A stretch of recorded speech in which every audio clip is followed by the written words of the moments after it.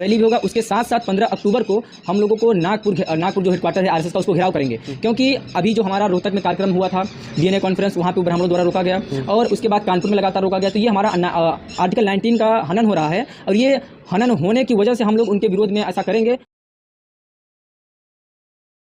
Channel में सभी स्वागत है साथियों। आज हम बात करेंगे इलाहाबाद की धरती पर ही ओबीसी युवा, क्रांतिकारी युवा जो कि काफ़ी सोशल मीडिया पर और ज़मीनी स्तर पर काफ़ी एक्टिव रहते हैं। तो सुधांशु जी, आपका चैनल में स्वागत है। बहुत बहुत धन्यवाद।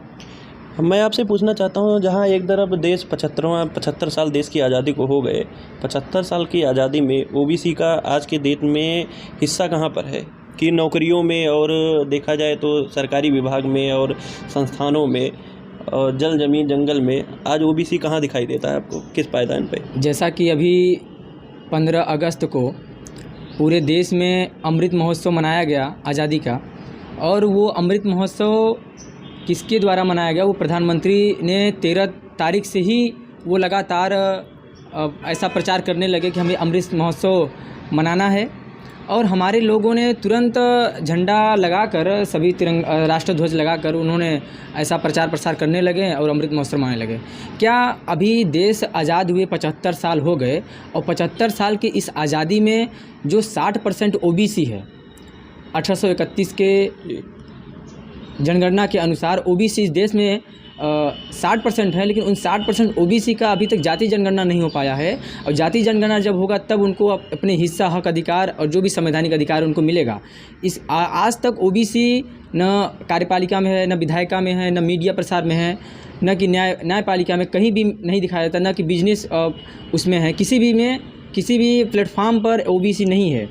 तो ये आज़ादी हमारे लिए आज़ादी नहीं थी। हम आज़ाद कब होंगे? जब ओबीसी का जाति जनगणना होगा, ओबीसी को हक, अधिकार, हिस्सा मिलेगा, जल जंगल ज़मीन मिलेगा, तब जाके ओबीसी संपूर्ण आज़ादी मना पाएगा। ये हमारे लिए आज़ादी नहीं था। हम देखते हैं कि अभी जहाँ तक हम लोग फील्ड में घूमते रहते हैं, पत्रकार हम लोग हैं, तो हमने देखा कि ओबीसी के जो युवा हैं, खास करके जो यंग बच्चे हैं, वो लोग आरएसएस और बीजेपी के खेमे में जाकर काम करते हैं। इस पर आपका क्या कहना चाहें? आप कैसे कह सकते हैं कि ओबीसी जागृत है? वो तो हिंदू बना पड़ा है ओबीसी, जिसको 60% आप कह रहे हैं। बिल्कुल, अभी वो लोग भारी संख्या में आरएसएस और विश्व हिंदू परिषद के खेमे में आए हुए हैं, लेकिन जैसे जैसे बीजेपी का तानाशाह बढ़ता चला जा रहा है और वाम सेव का जागरूकता हो रही है, तो उससे ओबीसी जागरूक हो रहा है। ओबीसी की युवा ने, अभी मेरे पास कल परसों एक युवा ने फ़ोन किया, वो बोला कि मैं भी भारतीय विद्यार्थी मोर्चा से वाम से जुड़ना चाहता हूँ, मैं आपको देखता हूँ।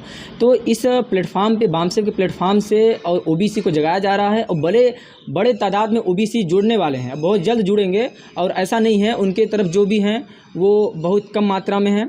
अभी हमारे तरफ सारे ओबीसी आ रहे हैं, और देश में सबसे बड़ा संगठन भी वाम सेफ है, जो युवाओं को जोड़ रहा है, भारतीय विद्यार्थी मोर्चा बैनर तले रख रहा है। तो बहुत सारे लोग हमारे तरफ। लेकिन वाम सेव के लोग तो कहते हैं कि ओबीसी के लोग हिंदू नहीं है, तो क्या आप भी बिल्कुल हिंदू हम नहीं हैं, क्योंकि अगर हम देखा जाए तो एक तरफ हमें ब्राह्मण धर्म के लोग जो हैं वो हमें हिंदू बनाते हैं, और दूसरी तरफ हमें अधिकारों से हनन करते हैं, हमें मारते पीटते हैं, अधिकार भी नहीं देते, हमारे आरक्षण का विरोध करते हैं।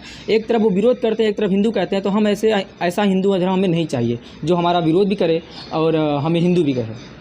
तो आप जो आज की डेट में देखा जाए, जैसे अभी आप देखेंगे इंद्र कुमार मेघवाल जो राजस्थान में घटना घटी, इसको लेकर आप जैसे विद्यार्थी मोर्चा का नाम लिए, भारतीय विद्यार्थी मोर्चा जो आपका संगठन है, उसके थ्रू आपने यहाँ पर क्या काम किया? अभी जो इंद्र कुमार मेघवाल का राजस्थान में उनको मारा गया, वो वर्ण व्यवस्था और जाति व्यवस्था के आधार पे उसके ऊपर ऐसा हत्या किया गया, उनका मारा गया। इस पूरे देश भर में भारतीय विद्यार्थी मोर्चा ने आक्रोश आंदोलन किया, संवैधानिक दायरों में आंदोलन किया, और उनके परिवार वालों से भी भारतीय विद्यार्थी मोर्चा के जो वहाँ कार्यकर्ता हैं मिले और उनको आशा दिलाएं कि हम न्याय ज़रूर दिलाएंगे। और ये दूसरी बात ये है कि इस देश में जो घटनाएँ हो रही हैं, वो घटनाएं लगातार होती रही हैं, और ये आरएसएस और जो ये ब्राह्मणवाद के द्वारा किया जा रहा है। तो ये पहली कोई ऐसा घटना नहीं है कि जो भारत देश में ऐसा हुआ है, ऐसे हज़ारों पहले हो चुके हैं और आगे भी होगा। हमें इसके प्रति एक मंच पे आके लड़ाई लड़ना होगा, क्योंकि अगर जाति व्यवस्था के आधार पे ऐसा हो रहा है तो हमें सभी जातियों को मिलकर, सभी वर्गों को मिलकर एक आवाज़ उठाना पड़ेगा, और इनके जो खिलाफ हैं, जातिवाद और वर्ण व्यवस्था के खिलाफ में लड़ाई छेड़नी पड़ेगी, तब जाके हम लोग। अभी आपके ही संगठन के जो राष्ट्रीय अध्यक्ष, जो वाम सेव के राष्ट्रीय अध्यक्ष जो अमन मेश्राम साहब हैं, उन्होंने आह्वान किया है कि अक्टूबर अक्टूबर को नागपुर में बड़ी विशाल रैली होने वाली है। हाँ। तो इस पर आप लोगों का क्या योगदान है? रैली वहाँ पे हमारा विशाल रैली होने वाला है और रैली होगा क्योंकि हमें आर्टिकल 19 हमें ये अधिकार देता है संबोधन करने का, संगठन बनाने का, रैली करने का, प्रचार प्रसार करने का।